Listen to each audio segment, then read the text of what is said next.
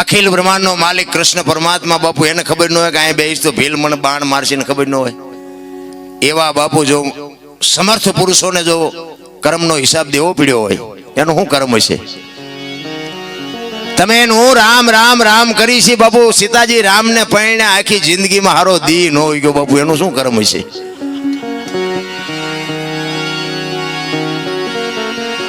અરે દ્રૌપદીના ચીર લૂંટાતા ત્યાં કોણ નહોતું? કાળના જડબા ચાલીને ઉભા રાખે એવા પાંડવો હતા. કોણ નહોતું? આખી દુનિયા જાણે છે. શું એ દીકરીનો ગુનો શું હતો? શું એનું કર્મ છે?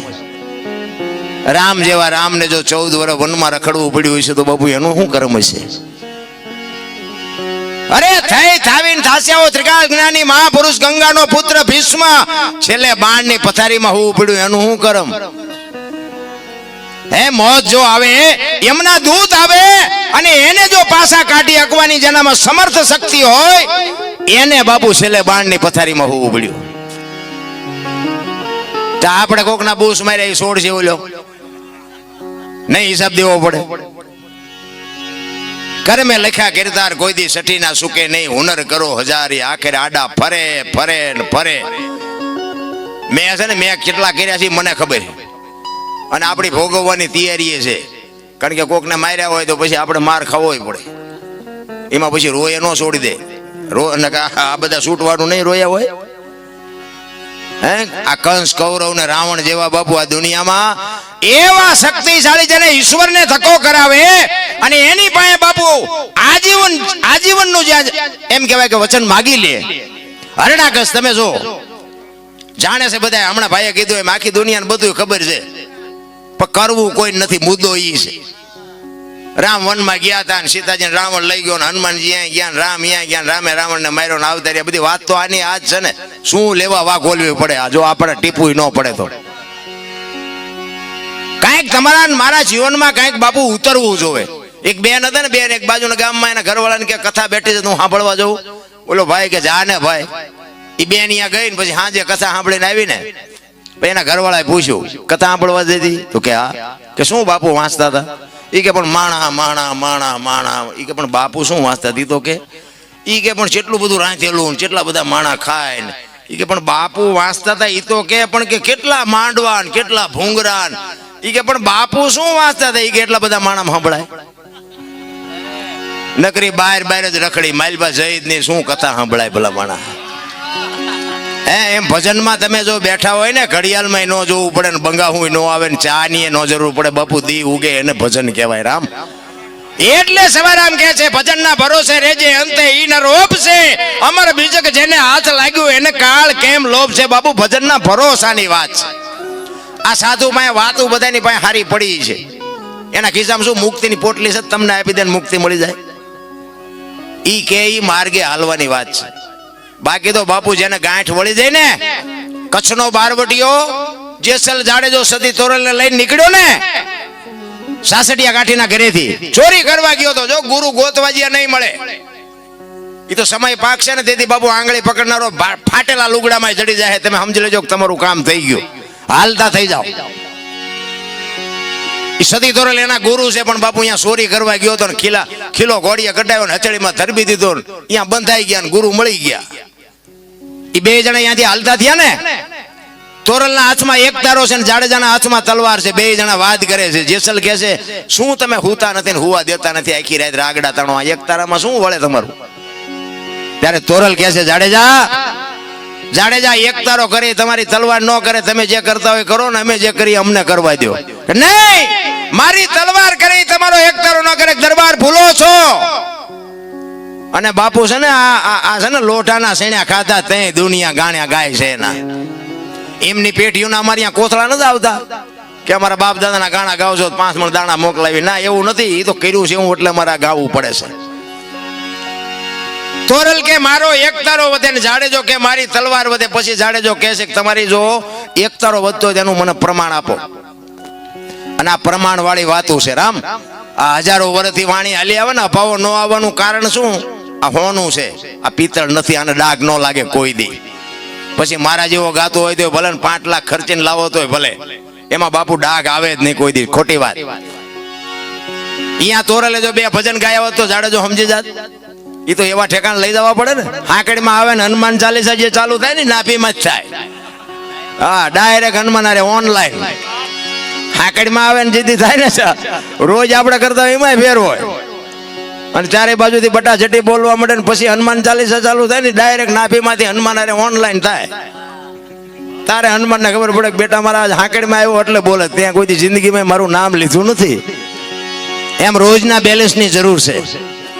રોજ એક ગલ્લામાં 1 રૂપિયો નાખો ને બાપુ મહિને તરી નીકળે, પણ નાખવો તો જોઈએ ને. આ ભજનનું એવું છે.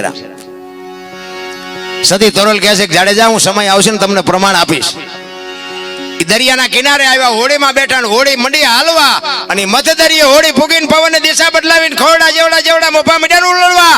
તેથી કચ્છનો બારોટ મારબો રાહ રાહ રાહ મીડો રોવા. હો ભાઈ, અને મોત જેથી ઉઘરાણી કરે ને તેથી આ બધા, હું આમાં ભેગો છું, તમારી ભેગો, આ બધા જાડેજા બાપુ કાંઈક કર્યું હશે તો બાકી રોતા નથી આવડવાનું. લખી લેજો, એક દી જવાનું છે, વાત 100% પાકી છે, સમજી લેજો. કાંઈક મહાપુરુષો એટલે કે છે એક ઘડી આધી મેં પનિયા 24 કલાકમાં કાંઈક કરી લેજો મારા રામ. બાકી કાંઈ છે નહીં. દીકરા ને બાપા ને વહુ ને મારે ફલાણું ઢોકળું એ બધું આયનું આપણે ઊભું કર્યું. બૈરું ભગવાને આપણે હેડ નહોતું મોકલાયું. આપણે યાદ ઘોડું લઈને અડધું ગામ ફેર લઈ, એ બૈરું એમ કે તેલનો ડબ્બો ખૂટી લાવી દેવો પડે, આપણે ઊભું કર્યું છે એમાં. પછી પણ એ બૈરું હારે ન આવે એ લખી લેવાનું. આપણું છે એ ધ્યાન રાખવાનું, આપણી ફરજમાં આવે એને પૂરું પાડવાનું. બાકી ભેગું નહીં આવે એટલું ધ્યાન રાખવાનું. આપણા છે પણ આપણા નથી, આમ મગજમાં રહેવું જોઈએ. કચ્છનો બારવટીયો બાબુ એક સતી તોરલ પાસે બડપની પાટ ઓગળે મીડો રોવા. હો ભાઈ, રાહ રાહ રાહ રોવા. તોરલ હોળી હમણાં બુડી જાય ને મરી જાશું. ત્યારે તોરલ કહે છે જાડેજા તમે કહેતા હતા ને મારી તલવાર વધ્યા દરિયાને મંડો કાપવા, હમણાં પૂગી જાય છે. અને ભાઈ જાડેજાને એમ થયું ઓહો મોત ઉઘરાણી કરશે આવી મને તો ખબર જ નહોતી. અને બાપુ આપણે કાંઠે જ ઊભા છીએ. એક લખી લેજો, કાલ ચિઠ્ઠી ફાટી જાય કોઈને ખબર નથી રહેવાની મારા રામ. કોઈ એમ કહેતો કે હજી મારા એટલું જીવવાનું છે, એ બધાનું તમારો મારો વ્યાયામ છે. બાકી જેટલું કર્યું એટલું જ તમારું. બાકી જે ભગવાન કાંઈ છે નહીં, આ પહેરેલા છે એ કાઢી લેવાના છે. હું તો પ્રોગ્રામમાં જાઉં અહીંયા કહું કે તમે અમને બોલાવો છો, આ ગઈ એકવીને બોલી એકવી એટલે પછી તમે નથી બોલાવવાના. હવે ઇધર પર જાઓ ગયો કે બીજાને કહો. અને અમે કરી છે ને અમારા હાટું કરી છે, કોઈને અમારે વેરાગ લગાડવો નથી. આ તો ગંગા હાલી જાય, પીવો ન પીવો તમારી મોજ, પણ પીવા જેવું છે એ વાત પાકી. બાકી અમે તો આખી રાત રાડું પાડીને એને કહે મારા બાપ અમે વઢવાણ ગયા હતા, એકાદી રાડે ભરી સાંભળજે, ખાતામાં કંઈક જમા કરજે, બસ બીજો કોઈ આપણો હિસાબ નથી રામ. અને હું છે ને મારી મોજ કરું છું. અત્યારે આ બધા બહાર પાડ્યો ને મને આ શોખ જ નહોતો, મને ખબર ન રહે ને બહાર પાડ્યો. મેં કીધું આના ગરાગ જ નથી, આ શું લેવા મારું બજારમાં કાઢ્યું છે. ખરેખર સાંભળે છે બધા, ખૂબ સાંભળે છે. હું બધાને સલામ કરું છું, આખી દુનિયા બાપુ સાંભળે છે. તમે સાચું નહીં માનો, વિદેશથી બાપુ ફોન આવે મારા ગામમાં, મને મારું સારું નથી બોલતા, વિદેશથી બાપુ ફોન આવે. કહેવાનો મારો મિનિંગ એક સંતની કૃપા થઈ જાય બાપુ. એક ભજન જીવનમાં મારા શેડો અડી ગયો ને મેં કીધું એમ જેસલ કરતા બાપુ મારો ઇતિહાસ ખરાબ, પણ અત્યારે ગાડું ખાતે શીખી ગયો. અત્યારે ઘણા એમ કે દરબાર હોય તારા ઘરનો ફલાણું ઢોકળું એવું બધું કે તમે થોડાક મોડા ભેગા થયા, નકર આપણે હિસાબ કરે તો આનું ટ્યુશન અમારે અહીંયા રાખવું પડે તમારે. પણ હવે માર્ગે ચડ્યા છે, માર્ગે રહેવા દો સારી વાત છે. એટલે આ દુનિયા છે બાપુ. એ કચ્છનો બારવટીયો સતી તોરલ પાસે બાપુ રોવે છે. તોરલ ને કહે છે તોરલ મોત આવી ઉઘરાણી કરશે મને ખબર નહોતી, મને બચાવ. ત્યારે તોરલ કહે છે કે મારા નાથ ગભરાવમાં હું તમારી ભેળી છું, હમણાં અલગ જાણી હોળી પુગાડી દેશે, હું કામ ને ગભરાવ છો, મજા કરો. અને એ વખતે જાડેજાએ મન ગાંઠ વાળી લીધી કે આ જો હોળી કાંઠે પુગે ને તો હવે જીવું ત્યાં સુધી તલવાર ઉપાડવી નથી, એવી ગાંઠ વળી જવી જોઈએ રામ. અને એ બાપુ લાકડી પડે એમ તોરલના પગમાં પડ્યો, કાંઠે પૂગ્યા ને લાકડી પડે એમ કે તોરલ મને આ માર્ગ બતાવો. તમે વિચાર કરો કોની પાસે જઈને વાતો કરી. ભગવાન ને મહાપુરુષો ને સંતોની કૃપાથી ઘણું બધું છે, પણ હવે ખાનારા નો મળે, નાખવું ક્યાં વાડમાં, ખાનારા તો જોઈ ને. પછી બાપુ જાડેજાને સતી તોરલ કહે તોરલ જાડેજા મારા કપડા નદીએ ધોયા હોય, તોરલના લુગડા માથે લઈ અને જેથી જાડેજો નદીએ ધોવા ગયો ને તેથી જે જાડેજા માથે વિતાડીને એ તો બાપુ જાડેજાનો આત્મો જાણે છે રામ. એમ ભજન એવું હાવ હેલું નથી. એટલા માટે કર્મની ગતિ છે એ તમને મને હજી સમજાય એવી જ વાત જ નથી. એટલે કે છે શું કે છે તમારી અને મારી મને તો એમ થાય કે જીવે એવું હવે આવ્યું. આપણા ગઢા જેવી બાપુ જિંદગી કાઢીને ગયા છે. અત્યારે શું ઘટે છે, પણ દુનિયા જ્યાં જાવ અહીંયા બધા રોવે જ છે. શેઠો જ નથી, શેઠો જ વાહન મકાન રૂપિયા લોટા હવામાં ઉડે, વગર દોડે વાતું થાય, હિલોળા કરે એવું છે.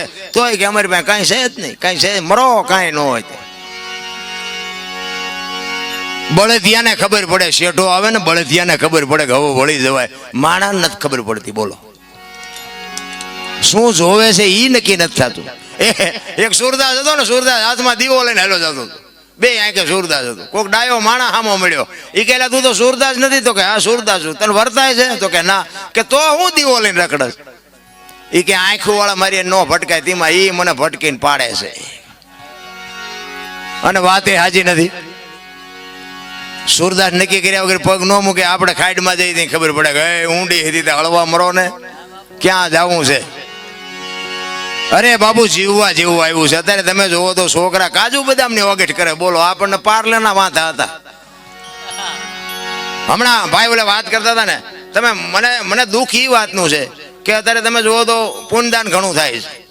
ભજન ને કથાયું ને માંડવા ને પ્રતિષ્ઠા ને મંદિર ને જમણવાર ને બધું થાય, પણ મને એમ થાય કે બગાડ કા નથી અટકતો. વિચારવા જેવું તો છે ભલામણ. લાખો રૂપિયાના દાન આપે છે કે ખોટા આપે છે એ મારી વાત નથી, પણ બાપુ બગાડ ન અટકવાનું કારણ શું? આટલું તો આપણા ગઢા કરી નહોતા શકતા, અને તો આટલો બગાડ નહોતો. વિચારવા જેવું તો છે ભલામણ. 5-5 ગામ બાપુ એક હારે ધુમાડા બંધ જમતા હોય, કથા વાંચતા હોય, આખું ગામ હિલોળા કરતું હોય, આનંદ કરતું હોય, અને કોઈને બાપુ જો અસર ન થાય તો વાણી ખોટી છે કેમ કેવું? વક્તા ખોટો છે કેમ કેવું? પૈસા કોઈ દાનમાં આપ્યા ખોટા છે કેમ કેવું? કઈક વિચારવા જેવું તો છે ભલામણા. હું તો એમ કહું છું કે માને બાપને જાળવો, કથાયું નહીં વંશાવન તો હાલ છે. માને બાપને બાપુ 2 ટાઈમ હારો રોટલો દે. જિંદગીમાં જો મોળો દે ઉગે તો આપણે ગુલામ થઈ જાય. મા બાપ જેવા ભગવાન કાંઈ છે જ નહીં. બધા કહે ને સ્વર્ગમાં ઇન્દ્ર ભગવાન સોનાના સિંહાસન ઉપર છે, અને ઇન્દ્રની અપસરાયું છે, અહીંયા ફુવારા છે, ત્યાં કોઈક જી આવ્યું હોય કોણ મારે પગ ચાલવા? જી આવ્યું કોઈ? આ બધું ડીંગો ડીંગ હાલે આમના. માન બાપના પગમાં જ બાપુ બધું છે. સ્વર્ગ ગયો તો ભલે, જે ગયો એ સુખ શાંતિ બધું બાપુ માના બાપના આશીર્વાદ છે ને. વિધિના ચકડા ફેરવી નાખે. લખવું હોય તો લખી લેજો. માન બાપને દુખી કર્યા પછી આ જિંદગીમાં જો મારો નાથ આંગળી પકડે તો તમારો ગુલામ થઈ જાવ. બને જ નહીં, શક્ય જ નથી. એક માન બાપના દેહ ચૂઈ તમે મેં આ દેહ બનાવ્યો હોય, આપણું લાલન પાલન કર્યું હોય, ઉછેર કર્યો હોય, મોઢામાંથી કાઢીને તમને મને ખવડાવ્યું હોય, લીલામાં માં હુતી હોય ને આપણને કોરામાં હુરાવ્યા હોય, અને અત્યારની પરજા હારી તમને ન ખબર પડે. એટલે નહોતી ખબર એટલે 100 વીઘા રાખી હતી, તું 10 વીઘાના ઉલાળિયા મીડ્યો કરવા. અરે માન બાપના ઋણમાંથી બાપુ મોઢે બોલું, માં હાથે નાનપણ સાંભળે. ઈ મલક બજાની મજા પછી કડવી લાગે કાગડા. માં છે તો માં છે ભલામણ. માનું સમર્પણ હોય, માનો ત્યાગ હોય, અને ઈ માના સંસ્કાર હોય. હું તો એમ કહું હારા સંતાન માટે બાપુ હારી માં જોવે. એમ નામ હારા સંતાન ન થાય. ધરાવીને ધાનનો નીપજે ને કોડવીને માડું નો હોય, જેહળ જકરા નીપજે જેની જનેતા હોથલ હોય. હારી માં વગર બાપુ હારા દીકરા કોઈ દી ન થાય. વહુ હારો ભેગા પાણી પૂરીયું ખાતા હોય ત્યાં પરજા જેવી થાય. ઈ શિવાજી રાણા પ્રતાપ થાય કોઈ દી? ઈ તો બાપુ માને ખબર હોય મારું સંતાન કેવું થાય. એક